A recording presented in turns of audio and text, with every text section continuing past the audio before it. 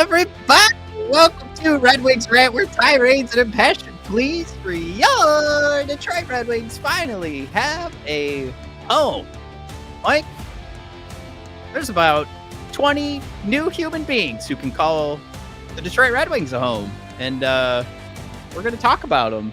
How excited we are, I think, is a definite point of conversation to have and start.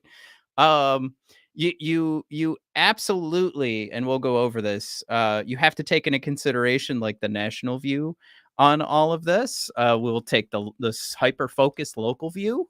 You know, what are we thinking? We want to hear from you guys as well. We'll take a look at Max Boltman's thoughts. These are all queued up.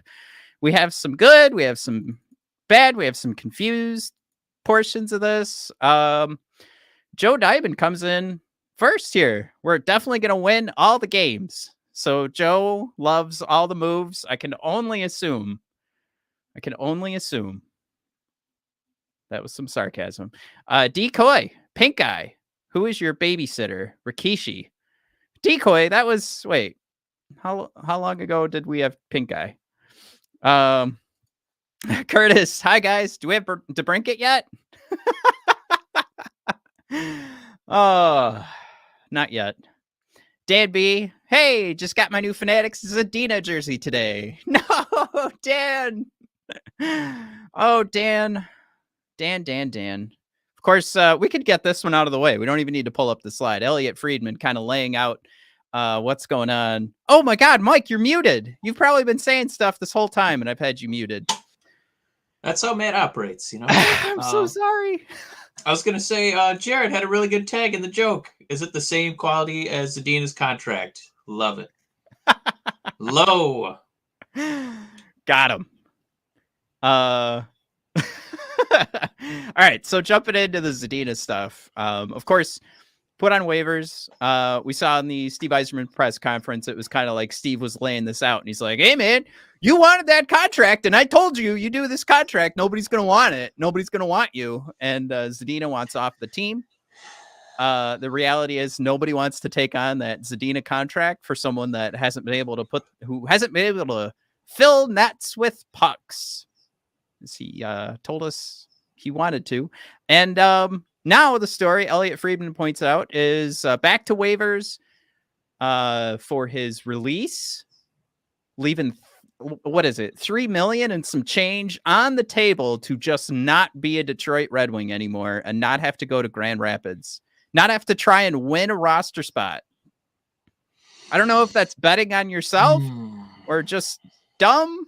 But either way, Zadina, he's made it clear he's done with the Detroit Red Wings. With Elliot Friedman's story being true, of course, where him saying like Zadina is actively saying no to the money and would rather go on without it. Are we going to say it's fair to kind of chalk this up as a loss on the Yzerman resume, since it was Yzerman's idea to give him a multiple year contract, and we all said, well, it's not very much money, but we hadn't seen any proof in the pudding, and now Yzerman is already ready to let him go. So we're going to put him in the Sherratt category as a loss. No. Here's why he kind of is winning at this, because I think it's the culture he's developed. And this is going to be a bit of a stretch, but just hear me out. The culture developed here has rubbed off on these gentlemen. What? So Zadina's walking away from this money. This is not going to hurt the Red Wings financially. And it's almost as if Yzerman set this up. I'm not saying he actively did this, but it's almost as if he set this up where it was like, if Zadina was going to win the roster spot, awesome. If he had to send him to Grand Rapids, you know, coolio. But neither of those things are going to happen. Zadina wants to bounce, and now we're not hurt financially. Zadina's gone. Now the failing, I think if you want to go in that direction, Decoy throwing in Zadina is better defensively than Sherratt. That made me laugh. Go ahead. That's true. A lot of people are, I think maybe the failing is just in what could have been done sooner to help develop this kid. If you want to say Blashill was at fault, well, don't forget Yzerman gave Blashill another year. If you want to say maybe things didn't work out properly in Grand Rapids, I think maybe changes could have happened there. Maybe it is the culture that's been established that Zadina just wants no part of having to go back down to Grand Rapids. Like, there's lines you could connect in either direction. I think it's fair to say that this isn't a victory for Steve Yzerman, any way, shape, or form. I don't know if you're trying to get Yzerman to do an interview on our show, Matt, but I was kind of hoping you'd say what Performance Art said. Sorry, but Yzerman has made some real head-scratching mistakes in the last year, and I think Zadina is one of them. And I think it's just fair to, instead of trying to talk circles around ourselves around every single move Yzerman has made has been 4D chess, and this team is still going to be in the bottom third of the league. I don't see that these moves really push the needle of us getting into the playoffs or making any noise in the playoffs, right? That's a whole other conversation. We're getting there. Yeah, but this is one of those moves. So, like, it's just to say, like, you compared it to Ben Sherratt, and I would say compared to Ben Sherratt, it's a victory. Because Ben Sherratt, we're stuck with. We're not saying which is worse. I'm saying that they're both categorized the same way. This is an L. So if we're going to talk about Red Wing culture, and this guy's like, I don't even want to be in Grand Rapids, just get me the hell out of here. That is an issue, I think. Yes, that, if like I said, if you want to have that conversation, I think that's fair. I think if you want to break it down from, like, we have guys that signed on to Detroit, and they're like, I really like, I can really see the vision here that Steve Yzerman's building, as Steve just happens to be the guy that offered them the most amount of money on the free agent market for contracts that, the Hockey News dubbed us a huge loser of the first weekend in free agency, where it's like the national perspective is yikes. And the guys who got signed are like, Steve's a genius. And then there's a guy who Steve wanted to give every opportunity in the world. And Mike, to your point, and to Performance Art's point, he's like, nah, I'm good. I'm good, fam. I'm gonna take this number 11, burn it in the garbage, and I'll find another option to play hockey. I'm gonna go follow in the footsteps of Verana, maybe. Maybe go succeed somewhere. You'd have to get traded to St. Louis, but yeah, maybe he's headed over to St. Louis. There's a couple comments in here. Blake, he threw something in that made me laugh. Besides Sherratt getting Norris votes, he said, "Hey, effers, playoffs are he was on a hot streak here." And Michael Scripp, who I don't think we've heard very frequently from. How you doing, Michael? He said, "Fire Yzerman, lol," joking. No, but at least we could start being like a little bit critical of some of these moves, where it feels like we've given him such a huge runway to kind of, allow this team to flounder without cratering for a great draft pick, and not being as aggressive with our offseason moves. Would you say, is it fair to say maybe he lucked out on this not being as damaging because Zadina's going to leave that money on the table? Say it again. He lucked out because this isn't going to be quite as damaging because Zadina's going to walk away from the money. That's true. I think it just feels like we were all kind of puzzled about, why did you even give this guy a 3-year deal? We haven't really seen anything. And then, it felt like the ink had barely dried, and we were like, oh, he's healthy scratch. He's not even playing. And now he's gone. So let's jump on this one. Craig's comment on YouTube, guys, if you're listening to the podcast, they're not done yet. Still, the cat is coming. Jeff Merrick and Elliot Friedman, I think, put out there that who is it? The Islanders and the Detroit Red Wings are the last two left on the DeBrincat conversation. Now here's where I want to park this good or bad. is like, if we are truly hearing that the Detroit Red Wings are in on this, and maybe if DeBrincat goes to New York, we're all going to say like, well, Elliott doesn't really know, and Steve Yzerman never shows his cards, so what does he really know? Mike, are we building another case, another piece of evidence? Like, if this is what we're all kind of like leaning on, like we're going to get into like Max Boltman's thoughts, which I think are the perfect way to sum up the free agent period, which was, there's nothing to be excited about with these signings. They're not terrible. Nothing to be excited about because you haven't pulled in that top line forward. Yeah, I mean, you're almost going to sign depth by default, right? And the thing that we wanted was, this team doesn't score goals. So we wanted guys that scored goals, not guys who score, 18 as their career high. Which is not found in this year's free agent market.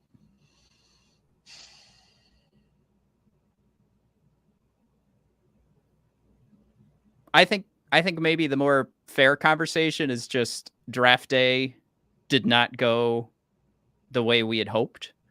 We did make a move with those 3 picks in the second round, but they didn't necessarily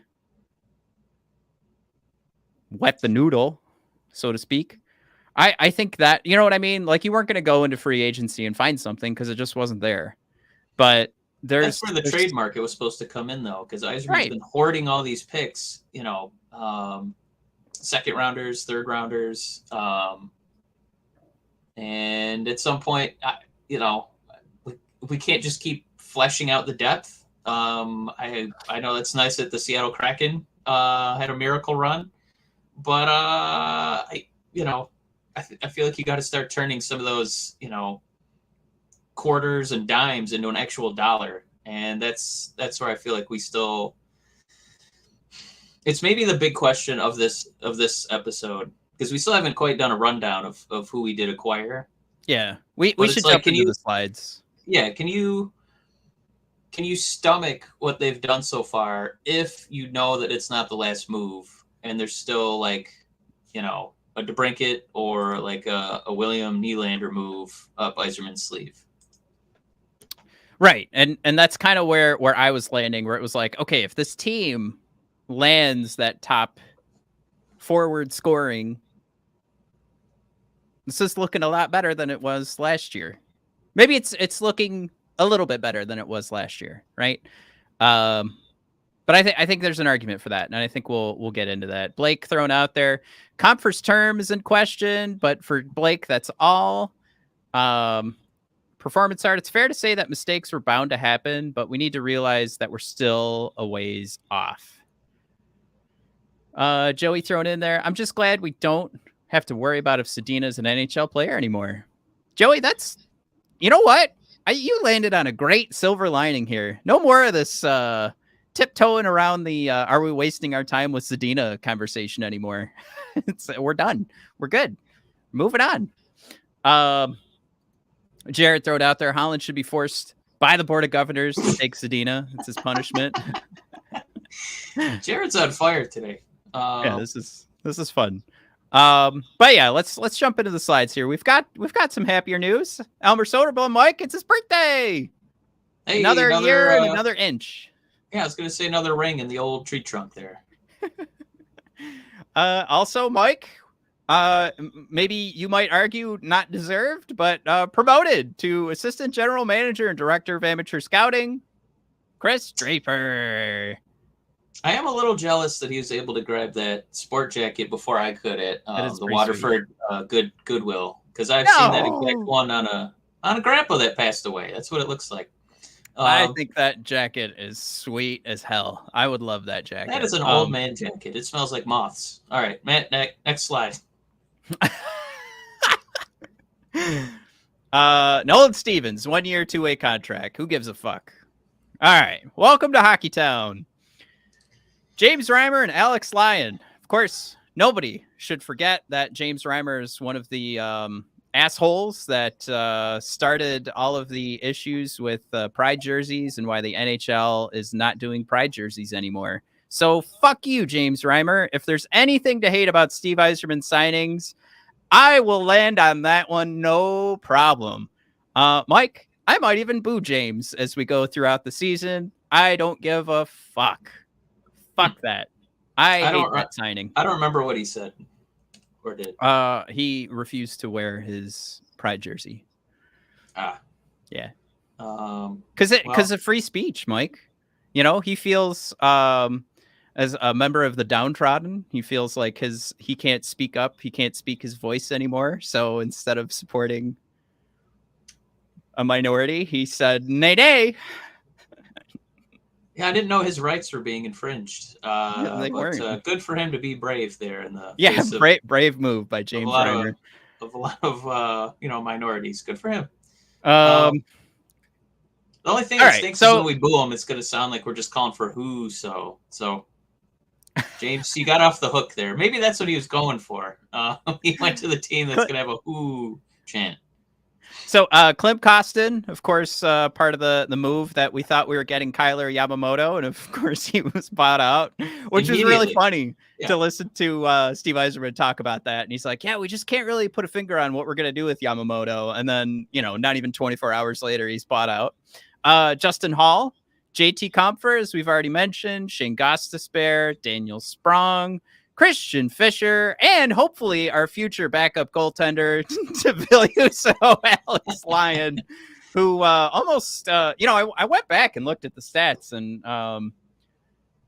for the Florida Panthers, thank God Alex got hurt, because then they brought in Bobrovsky and were able to carry Bobrovsky all the way to the Stanley Cup Finals. So another great signing there by Steve Yzerman. Curtis throws in there. Wait, that was Reimer? Yes, I fully agree, Matt. Performance art saying his first game, everybody should wear a Pride jersey. That would be really, really funny. We should organize that. I like that a lot. Dan B making a good point. The scariest comment. Ottawa's hands are tied with DeBrincat. Yzerman is right to hold out for a good deal. And it's scary to me because other teams might not be. So I know Yzerman really likes winning trades, but that also means you don't get to make very many trades. Let me say this. Yeah. Please, I'm just saying if we take a slight L on this one, so we can get just a couple of goals this season. Just a couple, Yeah. I hear you on that. Before you jump in, Matt, I think you should throw in Joey Furtaw as well. Ottawa's literally zero leverage in this trade. Take whatever scraps you're offered or lose mid free agency because we already know DeBrincat doesn't want to sign in Ottawa again. Good point. Curtis, DeBrincat is also preventing Ottawa from signing Tarasenko. Tarasenko just changed his agent today. Another great point from Curtis. Joe throwing out there, Curtis, that is the best part about this.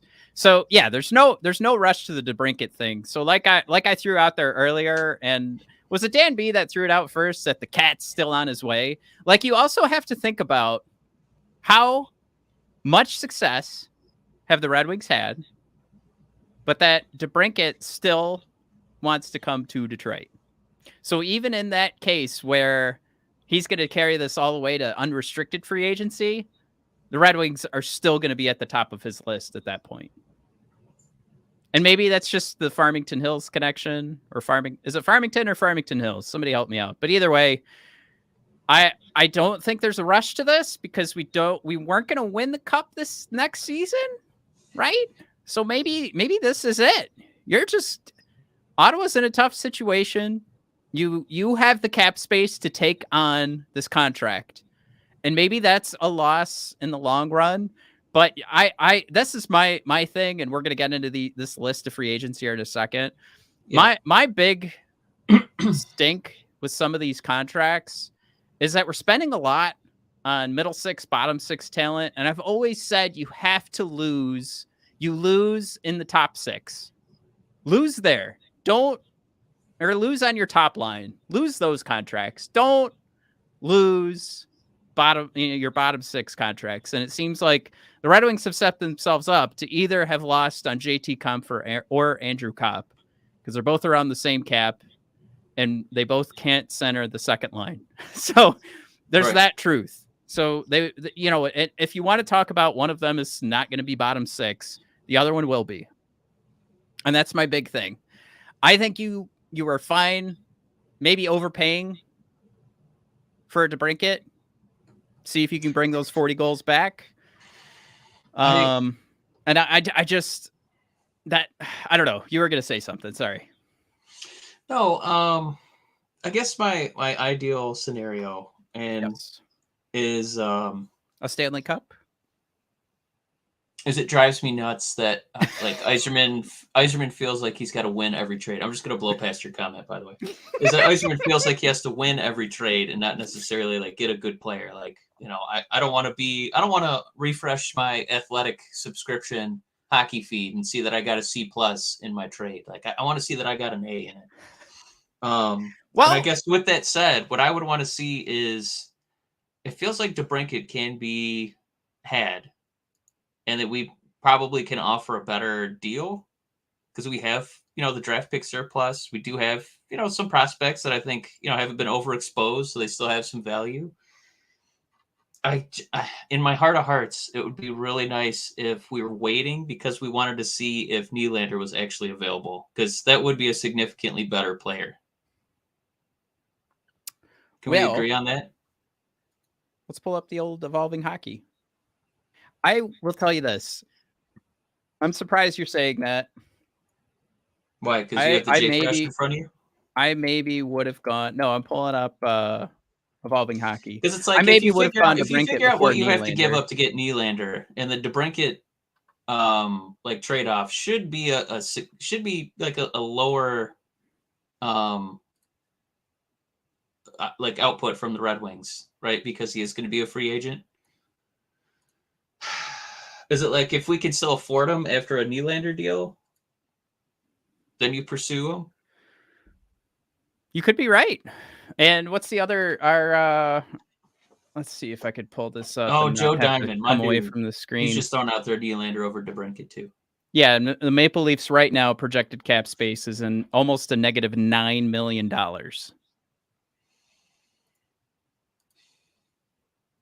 So, I think size-wise, point-wise, and he plays center. I mean, Nylander is kind of a guy we're looking for, right? But the problem would be, wouldn't Toronto want to be trading? Nylander's another winger. I thought he centered the second line. Mm-mm. Is that Marner? You've had it going between Camp, Tavares, and Austin Matthews, and who else was centering on Toronto last year? It doesn't matter, I guess. Yeah, but who cares? I forgot the point I was going to make. Let's just land on this. I mean, we have the Evolving Hockey charts up. Certainly, these numbers are elevated for Nylander because he's on Toronto. No, I remember the point I was going to make too. The tough thing is that with Nylander and Toronto wanting to win now, wouldn't you have to give up more prospects who are kind of ready to go right now? Or with DeBrincat, you're probably giving up draft picks because they're still kind of in the same rebuilding phase that we are. So is it like, would Yzerman really want to give up guys that are, the prospects, or would he want to give up the picks?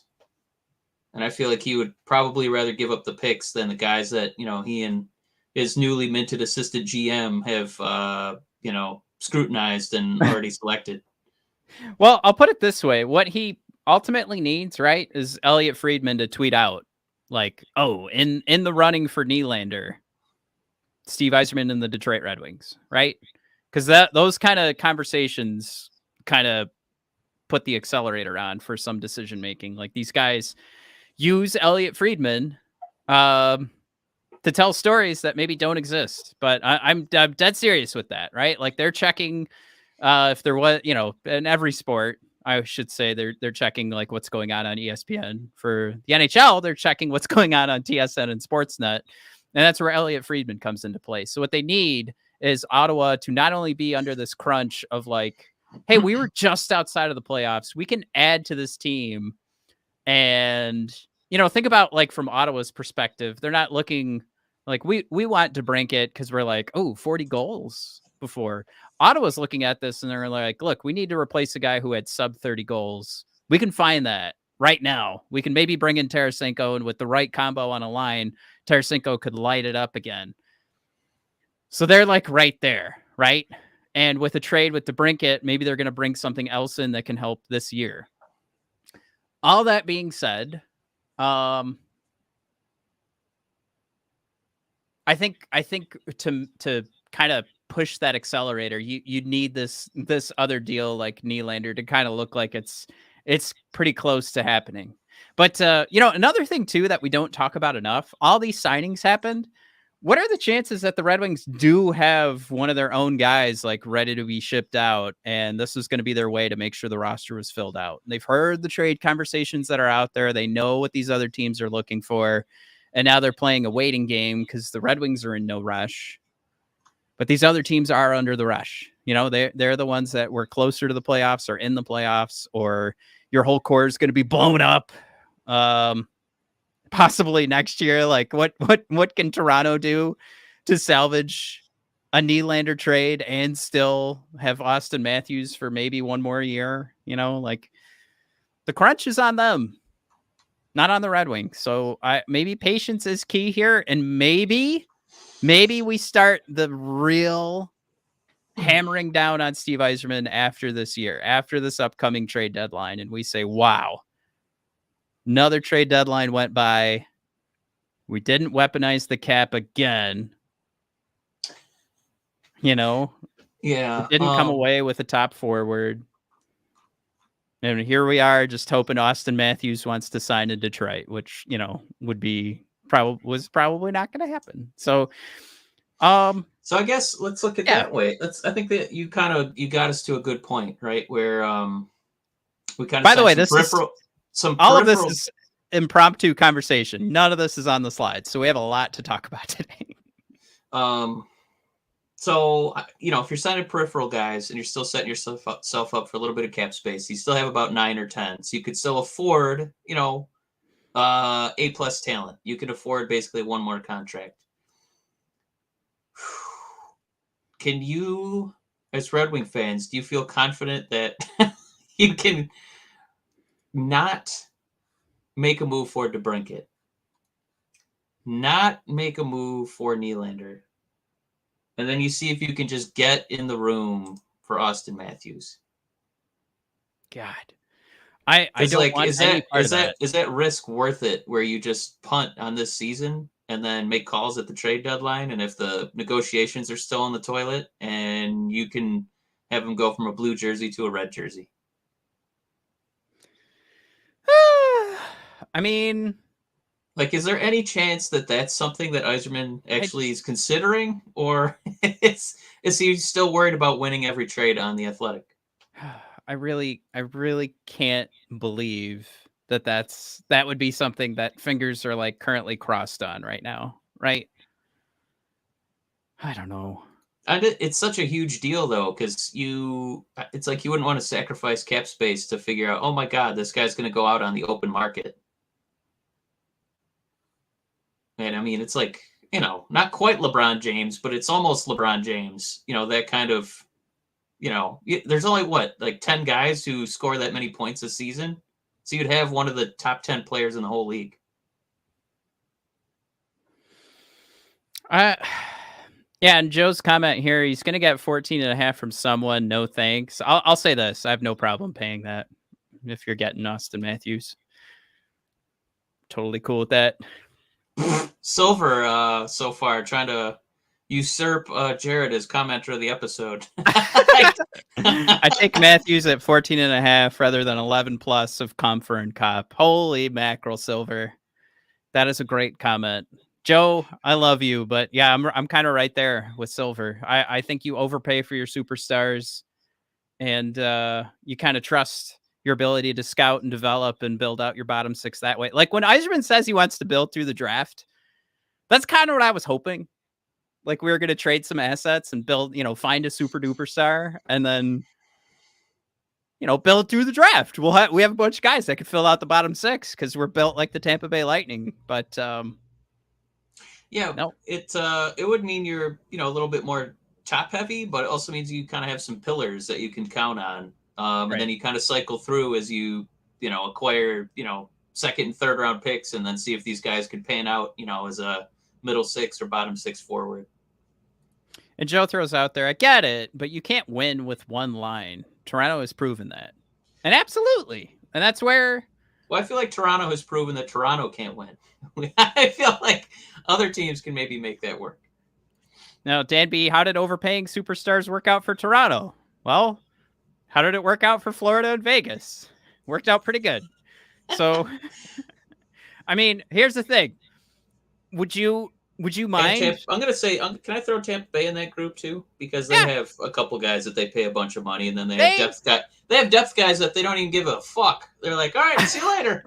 Offseason, see you, bud. We'll figure something else out. Well, wait, I want to be part of the cup run. No, we're good. We got Cooch and Stamkos. See you later. Oh, okay. Bye-bye. Yeah, I just... Like, you've got, again, overpay for your superstars. Find your garbage for your bottom six. And I know it's not working for Edmonton or Toronto right now, but also, like, we've kind of heard, like, I don't know. Let's not even get into, like, who's a destination and what can they fill out. Like, it looks like even in Toronto, like, this is hindsight is 2020, but it looks like there were some disagreements between the president of operations and the GM, and that absolutely can't be a thing. So now Toronto is just leaning into the core is where we're at and grit. You know, let's add some grit. Let's get a Bertuzzi in there. So that's what Toronto's doing now. But anyway, I just want to say, like, that's a problem with a front office that doesn't know what it wants to do, right? Their former GM now in Pittsburgh has hinted that he wanted to trade pieces of the core to try and reset, and he was told by Mr. Shanahan, absolutely not. So throw that out there. Joe Diamond, Eichel's the first $9.5 million a year player to win a Stanley Cup. How happy do you think McKinnon is right now with his contract? He feels so fucked by that contract, and Colorado is going to they're paying out the fucking ass. So yes, Joe. Language. Yeah. Well, I just, you know, damn it. Enough with these, like, Colorado lucked out on a contract with Nathan McKinnon. Okay. I really have to push back on some of these comments, because the philosophy can't be we're just going to sign a bunch of Comphers to win a cup. That can't possibly be a sustainable process. You're not going to turn, if Austin Matthews actually said, you know what, I want to play in Detroit for $9.4 million, you guys would be like, no to Austin Matthews at 9.4. Come on. That's utter madness. Like, it's the fault. The fault is not because you have superstars on your team. It's because you just didn't do a great job of managing the rest of the team. And I have confidence in Steve managing the rest of the team. What I'm scared of is we don't have the stars. So, you know, the depth is very nice. And I feel like we have guys who could come in and score 30 points over 75 games played. We have those guys, but we don't have the guys who are taking us to the playoffs. That's why this is an almost unwatchable product on a lot of nights. So I got to push back. I can't just say that we should not be pursuing superstars because they want to get paid. Yeah, and I mean, you pull up, like, the Tampa Bay Lightning, like Nikita Kucherov, Braden Point, Steven Stamkos, underpaid. I don't know how you make that work. I don't know how, like, would you please come to the Detroit Red Wings and we will underpay you? No, thank you. I'm going to go to a team that will pay me more. Like, that's what we're going to have to do, y'all. And it also means that, like, you know, when you have those guys and then you're fleshing out the rest of your roster, you don't even consider a cop. So you don't even have these debates about, does he have some lingering injury? Is this as good as it gets for him? You're not even in the conversation. We didn't even bother with the cop.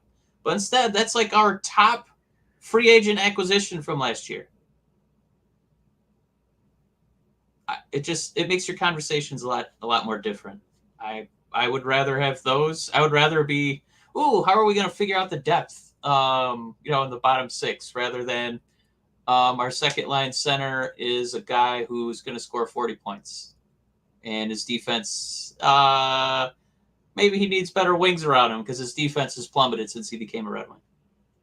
Now, Decoy, You said earmuffs after the Penguins beat Toronto in the first. First of all, Toronto made it to the second round of the playoffs this year. Penguins didn't even make it to the playoffs. So boom. All right, we debunked that one. What Yep. else we got? All right, let's get back to the slides here, because there's like some good conversations to have here, guys. But we're also talking about signing a DeBrincat. Like, the point of the $9.5 million, like, that's right where you're going to be at with DeBrincat. So, and Jack Eichel's at $10 million. So I just, you guys are driving me crazy. Like, the cap has gone up for these guys, and to play the game of, like, Tampa Bay's had Stamkos signed for years, and Kucherov is just barely on, like, the tail end of where maximum contracts were for a winger at, for his production. Like, just cut it out. All right, cut it out. Tampa Bay lucked out, and we know that they have cap problems because they've got to pay out the ass on all these guys. And we're not paying out the ass on anybody. So stop it. All right. Ketzel throws out there, feed me a star. Thank you, Ketzel. There's a smart man. Love you. Chewy thrown out there. I'd rather have a cup-hungry gut than a cocky, money-hungry, probably expert if that could score. Give me cocky any day of the week. Mike, cue that up and make that a drop for our show. Well, you know who's probably pretty cup-hungry is Austin Matthews, because he's got 0 of them. True. Yeah, you can get a combo. Those things aren't mutually exclusive. You can be a cup-hungry, cocky, money-hungry guy, too. Decoy, how dare you? Cop had a tummy ache last year. Cut him some slack. He did. Yeah, that injury does suck. I know. Hey, it's cool, too, because when you have an injury that's that severe, it pauses the aging process. So... Well, that's yeah, nice. so we don't have to worry about him aging or the injury affecting him in the future. You just get to continue paying him and know that none of the injury will affect him at all going forward. Win, win, win. Woo! Oh, no! I've been saving that one. I'm sorry, Decoy. I just... The cop stuff drives me crazy because no man has had more excuses thrown in front of him. He was being sarcastic when he wrote tummy ache. Oh, you know what? Oh, God. Decoy, you're... Oh. I'm sorry. Mike, you're right. You're right. Mike, Decoy, I love you. I'm so sorry. Let's move on. Dave B saying Buffalo is signing great players to long and reasonable contracts. That's how Tampa did it and how the Wings are trying to do it. Dan B, can I push back on great players that we're signing? What great players have the Red Wings signed recently? I'm not putting Kopp in that list. I'm not putting Sherratt on that list. Kubalik. I feel like I could find that replacement level talent somewhere else. I got to push back on great. I got to do it. Well, like... Ketzel, my man. Most teams build around stars, not support players. I've never... I'm literally baffled right now that this consensus is, you know what? Let's just get as many... middle six forwards as we. Let's lead the six. Let's lead the league in like middle six forwards. Dower throws out there, if we have the most support players, maybe. That's got to be sarcastic, right? This is madness. I'm Chewy. I'm about to get a hernia just reacting to some of these comments. My hernia surgery went okay. Slight tummy ache, but still, well, that's just a nice thing. You're okay. Okay. Decoy, tell me you're still here. I feel so bad that I was a dick a second ago. Ulysses, Odysseus, throw it in there. Best case for Steve Yzerman is Detroit Red Wings are creating culture, hard work, defense from players like Lucas Raymond, Marco Kasper, Simon Edmondson to come in and take the reins. I think my problem is that we look at this upcoming season, and I started the conversation with like, this wasn't anything to be stoked about, right? This wasn't anything to like, you looked at these signings and you're like, now I'm excited about this season. It wasn't. So that the exciting part still has to come, right? And the other part of this is just like, we keep playing the game of like, well, if Raymond, well, if Marco Kasper, well, if Simon Edmondson, and we don't know anything about that, right? And it's just, what risk are you going to take is going into the unknown with the young guys that you drafted for sure. And that goes back to the culture they're building, right? Like Draper is now promoted, and that's because of the draft picks that he's made and sort of the team that he's built. And they always talk about, hey, it doesn't matter what's going on in the draft. We have our list. If our guys are available, we're going to trust the list. Right. So that's one way to build this team. And they're starting to do that, like rewarding their staff in the front office. Eventually we got to start rewarding these players.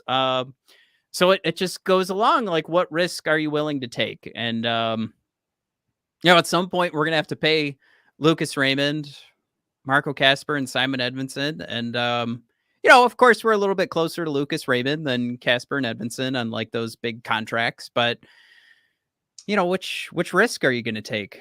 Are you going to trust that the scouting department did what they needed to do to find Lucas Raymond? Can I throw out there too? Ketzel has had couple pretty good comments here. If we had won the Bedard sweepstakes, we would love these depth signings. Yes, because we would have a pillar superstar. You are absolutely correct. And then he follows up, but we didn't. So get me something to move the needle. 100%. Hell yeah, Ketzel. So that's why it was something we kind of posed before we dropped all these names to the signings. I like Silver's comment. No. Draper's guilty of nepotism. He can't get promoted for using nepotism to draft a player. Anyway, God,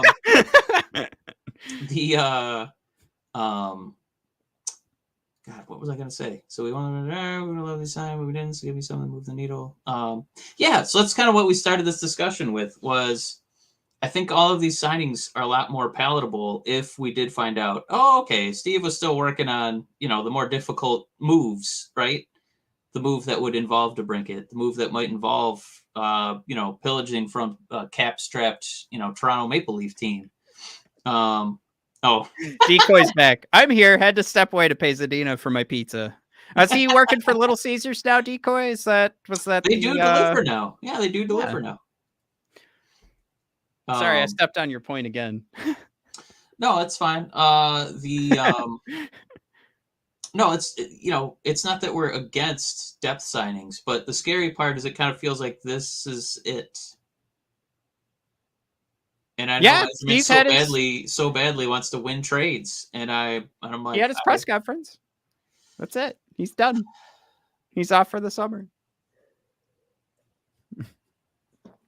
Like, if you're tuning in next season, I don't know. Are you really geeked about Compher, playing a defensive forward? Like, this team's been annihilated, man. Like, what, 5 years in a row with the goal differential, and now they're trying to tell us that the difference in this year's squad is that we're gonna be so good defensively that it's gonna lead to more offensively.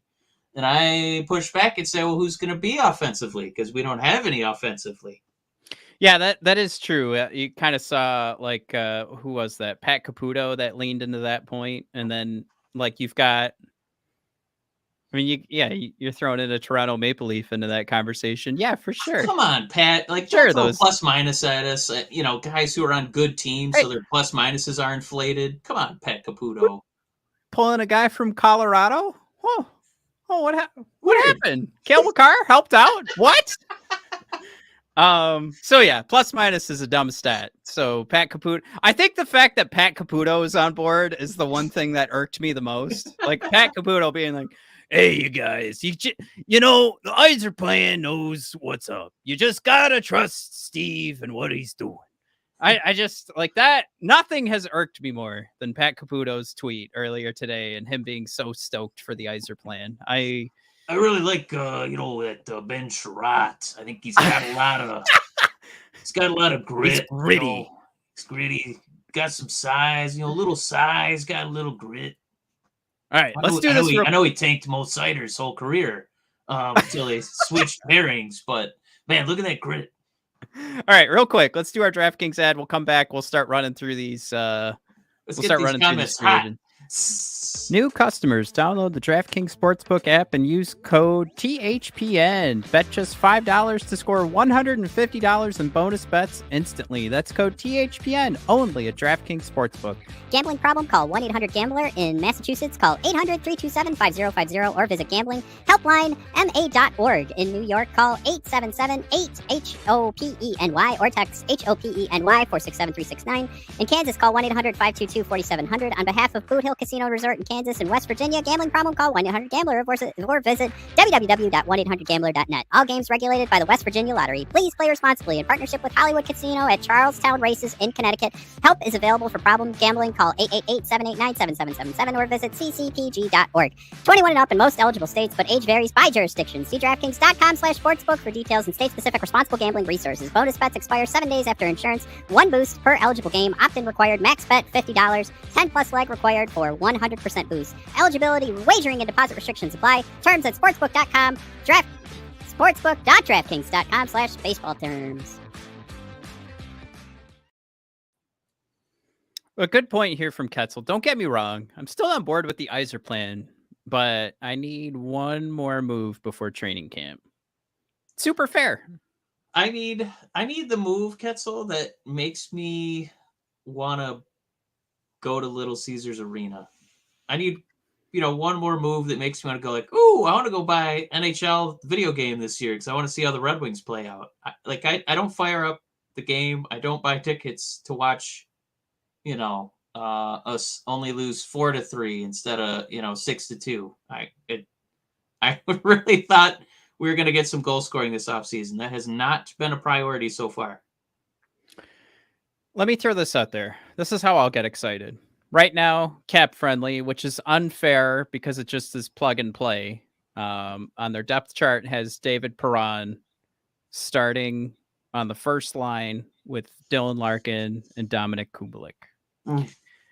Give me a depth chart that does not have David Perron on the first line. That's the kind of move I want. And we like David Perron. Yeah, that's just there's nothing wrong with it. That's what we're saying, where it's like, oh my God, you bring in that high level scorer and you move Perron down to the bottom 6. I'm not joking. That's the spot that a playoff team has David Perron. I just said playoff team while we've been whining this whole episode. That's where David Perron is to be successful. Ketzel is cooking right now. He is cooking like a fry cook at McDonald's. He's cranking those burgers out. If Perron is first line, we deserve another top 10 pick. I think if he's first line, we will get a top 10 pick. Not good. And there is excitement. Craig McDonald throws out. Don't forget about Mazer the Laser. Marco Casper. Mazer 2 Laser.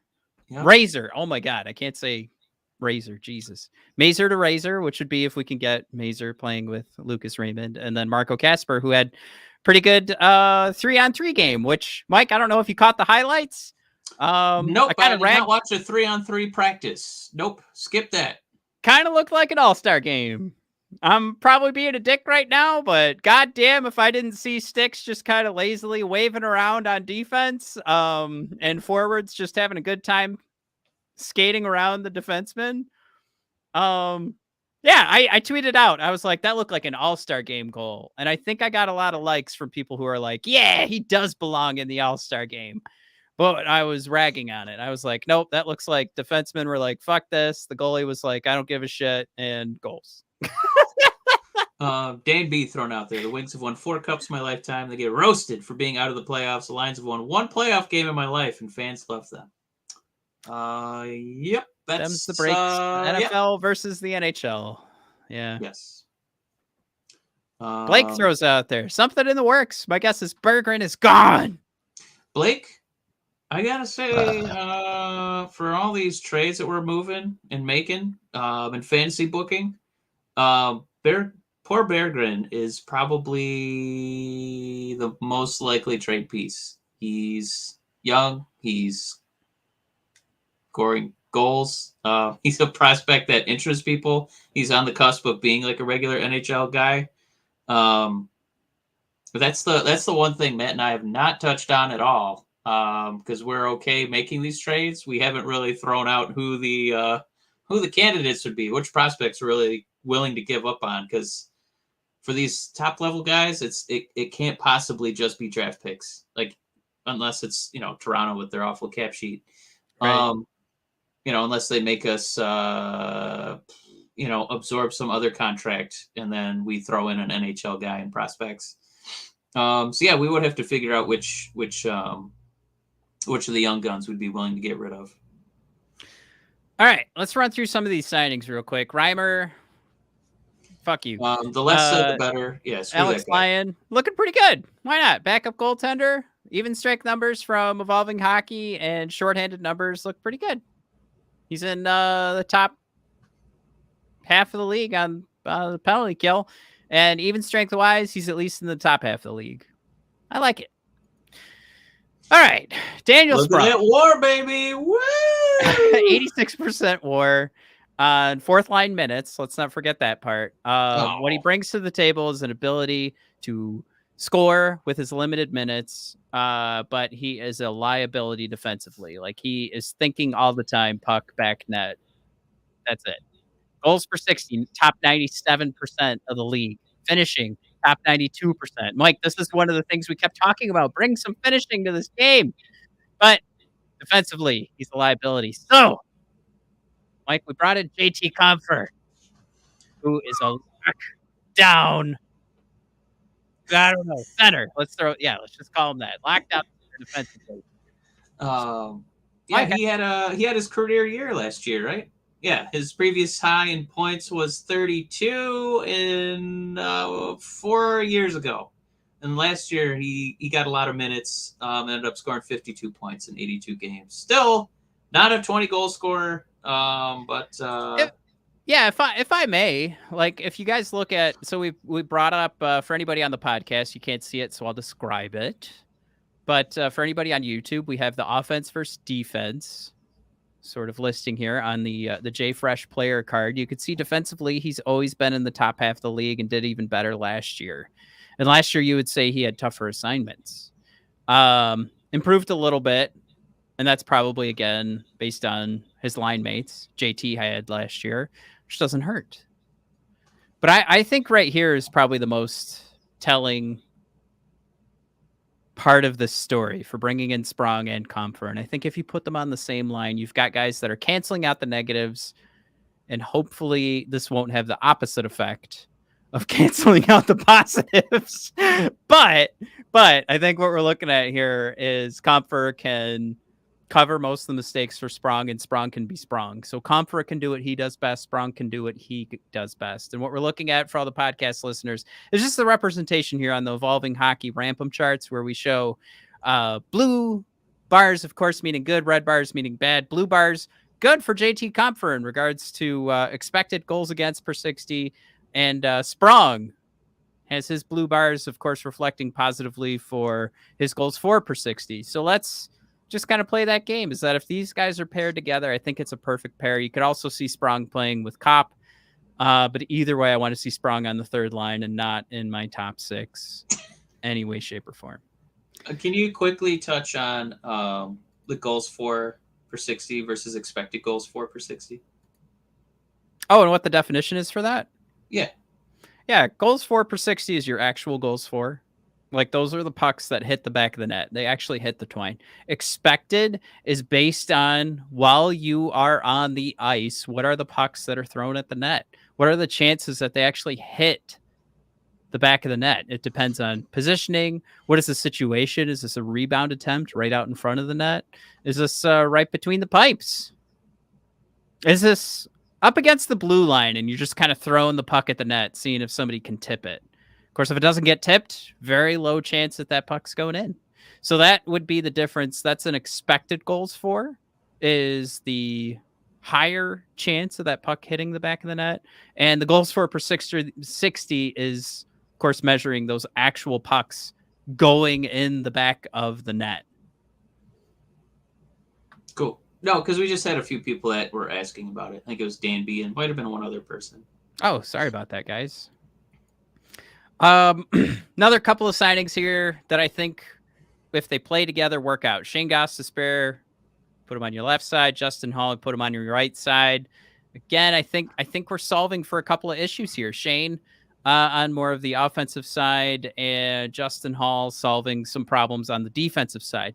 Shayne Gostibehere's biggest issues seem to be on allowing chances, where Justin Holl seems to be able to prevent those chances. So maybe we work out to just a wash, but this would be a pairing that could make sense. But I think ultimately what we're looking at here is maybe an opportunity for, if we go back here and just to point out that Justin's on the right side, probably an opportunity to hook up a veteran defenseman here with Simon Edvinsson that I would guess is making the team this upcoming season. But that's kind of how this could shake out and how these two signings actually balance each other out and help out. So I think there's a positive here.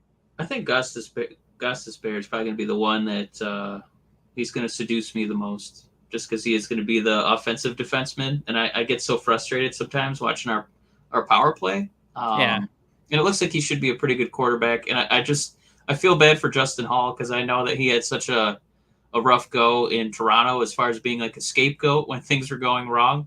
But it also looks like he's, kind of doing the most thankless job being a defensive defenseman, And I know he's already, endeared himself to Steve, based on the contract. I hope we can try to find a way to let him, wedge his way into our hearts here. But yeah, I'm pretty excited. I was pretty excited for that Gostibehere signing, so I'm pretty excited there. Hey guys, real quick, Curtis is such a darling sweetheart. We love you, Curtis. Pointing out we only have 8 likes. Come on, boys, got a second? Hit that like button. Really appreciate it. All right, moving on. Who else do we have here? Klim coming over in that Edmonton trade. If you are the Red Wings need more grit, you're happy with this. Moving on. Christian Fisher. Jeff Merrick's a huge fan of Christian Fisher, so I've heard a lot about him on the 32 Thoughts podcast recently and the Jeff Merrick podcast. So at least there to do penalty killing, right? Doesn't hurt. What? Probably a cheaper option than Puce at this point, so he's going to be doing some penalty killing for us. Absolutely, yeah. All right, so this is it, right? And we've already gotten to this point. This was Max Boltman's point. Compher's a good player. But to answer the question directly, the Red Wings had better hope not in regards to, is this the big addition of Detroit's offseason?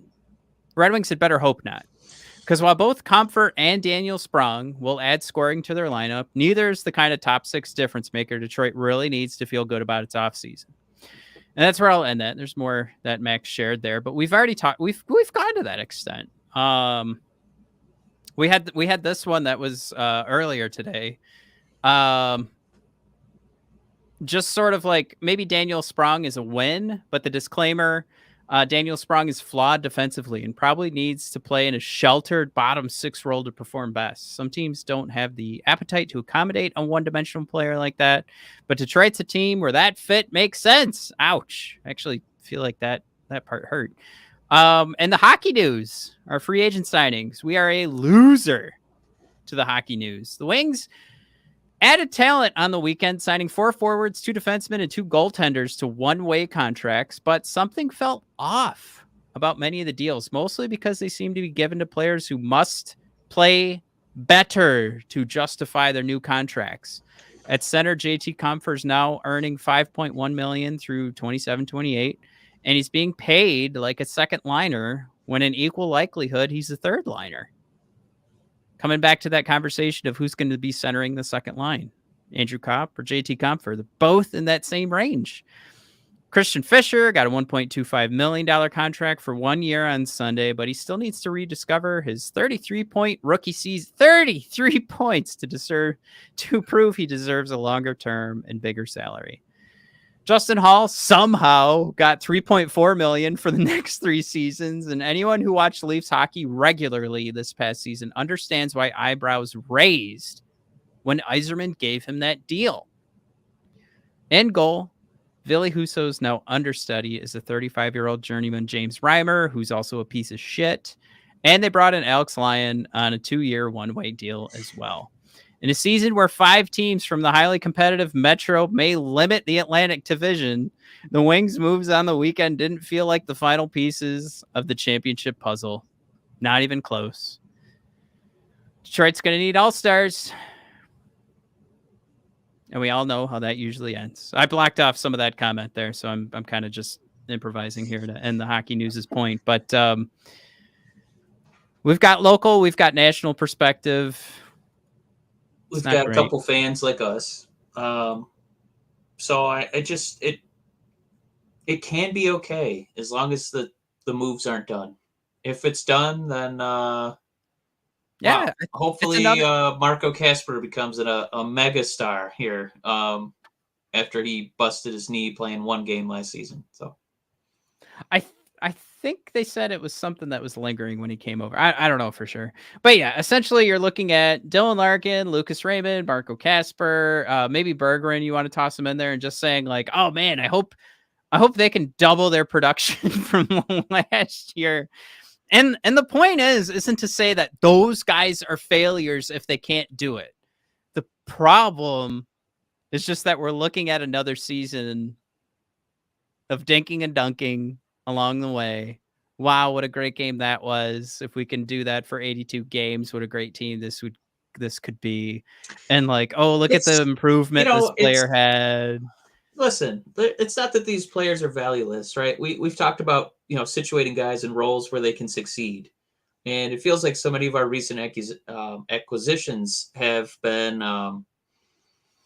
we're signing guys like, like Compher to maybe be second line, centers. It for me, it's almost like casting, Michael Cera as the Godfather. Like, it's not that Michael Cera can't be a good actor. He's really good in Superbad, but I don't think he can carry an Italian mobster film. A big time 3-hour production, which is what an NHL season is. It's a giant epic season. And then there's, 4 rounds of playoffs. And I would really like us to find a way to have a first line. And, bless Perron. If we could find a way to move him down to the second, my God, there's a way. We had enough depth to put him on the third line. You'd be, I'd be taking those phone calls where they're like, "Hey, it's Diane over at Little Caesars. How's it going? Yeah, we're just looking at season ticket packages. What do you think?" I'd take that call. Jared and Joe Diamond throwing out there. What about Klim Kostin? Reminds me of what they said about Wallman when he was a throw-in. Stevie saw something. Jared throws in there, Kostin could be a dark horse. Yeah, that's the key, right? Like, we're throwing in the word could. Like, that's what we're doing with all of these guys. And I think that was the point of the hockey news. And somebody said in the comments here that the hockey news always rolls over Detroit. But it's like, maybe that's their point. It's like we have to play this game for the whole season of like, yeah, it could work out. It could for a lot of teams, but we didn't see moves that were like, this will work out. And, we'll find out at the end of next year when Steve does his press conference where he's like, well, look, nobody expected this team to be a playoff team. Okay. Which now is just getting condescending. I feel like those press conferences, but, there's, yeah. Oh, I'm sorry. There's a couple comments I was going to throw in there too. But go ahead. No, it's just one of those things where it's like, right now, I feel like Steve wouldn't look at this team and say playoff contender, right? So, it's not like I would put Tyler Bertuzzi back on this team. I would say, yeah, but Tyler Bertuzzi gone. And put my boy, you could take JT right off there. You could take Andrew Kopp off there. What's funny is how much longer we're still paying. Is Robbie Fabry another loss, ladies and gentlemen? $4 million for the next 2 seasons. Oh, like a sunk cost. Shit. Yeah. Well, I was just going to throw in Decoy saying 2024 will be the big free agent year. Yeah. The only pushback I'd say is it feels like a lot of those guys get moved or they re-sign the year before their free agent. It's just kind of how the NHL seems to be going. So I would say this is maybe the biggest time period right now to see if you can trade for some of those guys. And there was one other one, Mike A. I don't think we've heard from, saying, "What up, gangstas?" And throwing in there, we now have 3 third lines. Mike, one of my favorite comments of the day, and then Jared saying, "I will not stand for Michael Cera's slander." You I like can Joey's sit down if comment. you wish. Yeah, I'm gonna throw up if I have to watch another season of first line Kubalik or Perron. I mean, yeah, that's where our head's at, right? Collectively. Silver thrown out there. I would have paid Bertuzzi with term in lieu of Holl and Compher. Yeah, for sure. Yeah, what a puzzling move. Like, I know that Bertuzzi has a hell of a time staying healthy, but right. Like another $500,000 to keep the guy that's Dylan Larkin's best friend that brought him to tears when he was traded, or you could have a third line, like the Hockey News is we like gotta a third line save that center. one on our list of puzzling moves with Sherratt, Zadina, and now Bertuzzi, especially if Bertuzzi ends up going off. You know what I mean? Because if that was the only difference, oof. No, and like through this episode too, like I'm being reminded of like all the praise online on Twitter. Maybe it's not praise, it's more like justification. And you could justify so many things right now. But let's not forget the reality. All right. I know we're playing Steve Yzerman's only, he started in 2019, so it would be unfair to count all of the draft picks that Ken Holland laid before him. But none of those guys were like, we didn't like utilize them as like trade assets or anything. Like right now we've been playing this punt game, and god damn, if it isn't about wanting some exciting hockey, and I get it, like for some people they don't need it, and fine, maybe I'm a bad hockey fan for wanting my favorite team to compete for the fucking season. God damn it. Maybe that makes me a bad hockey fan, like I said, but fuck it all to hell. Like if I was told to my face right now, like, you don't have to give a shit about this season, I don't know. Like we're going to go into it, right? We're going to go into the season and be like, oh, maybe there's a chance. Maybe we'll watch October and we'll come out on top of 500. But we know. Yeah, maybe. I mean, without that huge move, we know this team is destined for Cole Yzerman and Howe and Zetterberg coming up in the next draft. Which, by the way, Zetterberg's ranked at 20th, so maybe we can have Zetterberg, like, no problem, because we have 2 picks in the first round. So we'll get to land one of them. I will say too, on a year that we just got through with a ton of forwards, and we haven't really talked about our draft picks. Next season is already being dubbed as the year of the defenseman for the draft. So being a team that's stocked with defensemen, quite a few of those. Yeah. All right, Mike, real quick, because we won't know anything about this draft for like 2 or 3 years. What do you think about the 2023 draft picks? And anybody who has hard feelings on this is like, no, I mean, you're insane. Yeah, none of us have actually watched more than 2 YouTube videos of any of these guys, so we can't really weigh in. But I will say I was shocked at Nate Danielson's reaction to being drafted to the Red Wings, because he definitely looked like he got drafted to defend France in 1944. He did not look excited about that at all. And I thought, oh, maybe it's just me. Maybe it's like a maturity thing. And then my boy Axel, who, man, I have some receipts on that one. I called that pick. Yeah, you said, do you want the big defenseman? I'm like, nope, I want the swerve. That's what Yzerman does. He swerves us. Yeah. And he did not disappoint by taking, is it Pellikka? Pellikka? Sure.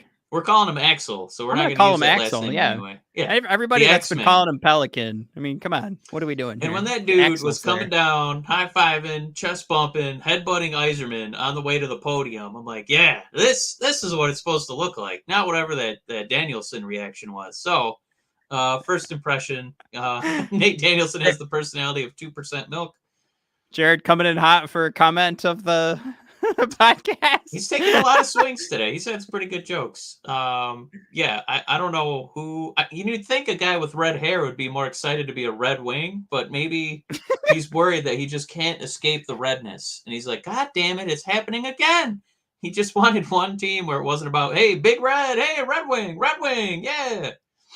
Yeah, Dan B likes Axel. I'm gonna call him Axel, but we have a decoy in there calling him Pelican too. Ketzel's calling him Pelican.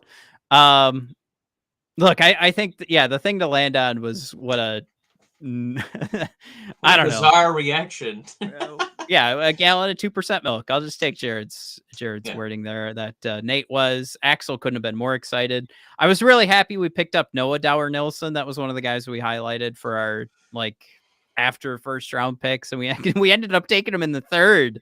And I thought we'd go for him with pick 41, 42, or 43.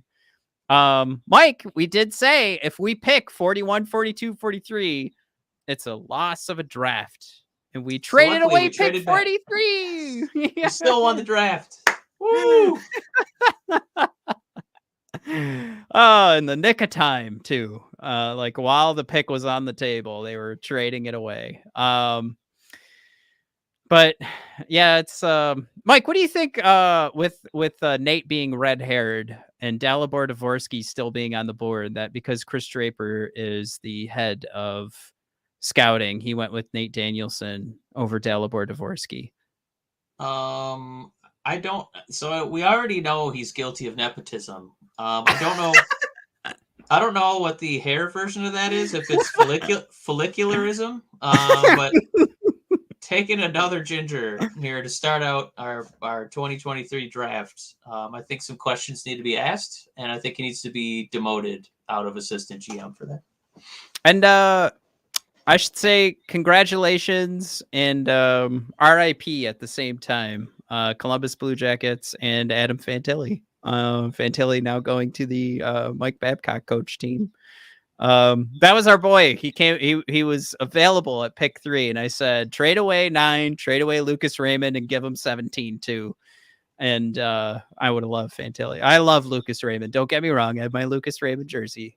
I love my boy, but really like me some Adam Fantilli. Decoy Draper's draft board.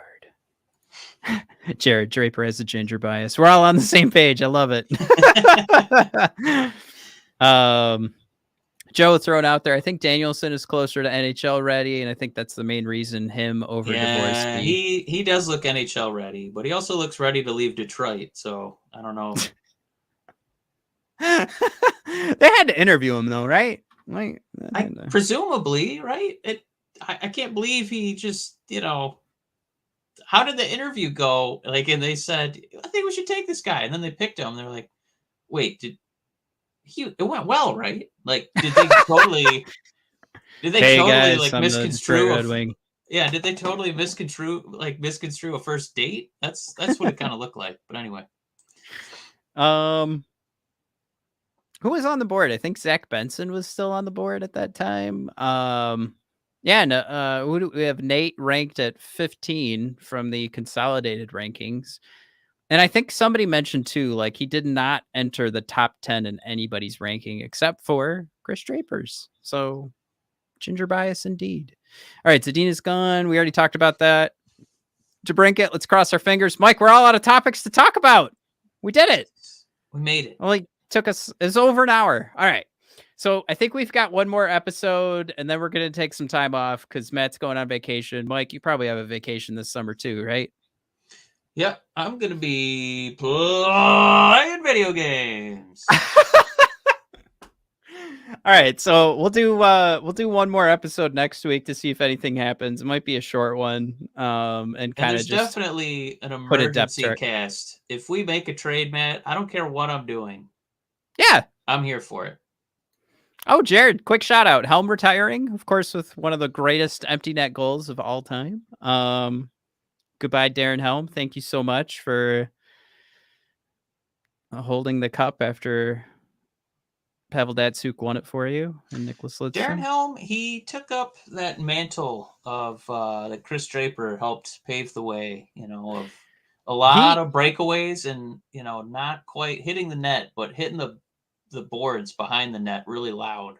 You know what? Darren Helm is your uncle's favorite player because he just grinds. He's shot out of a cannon.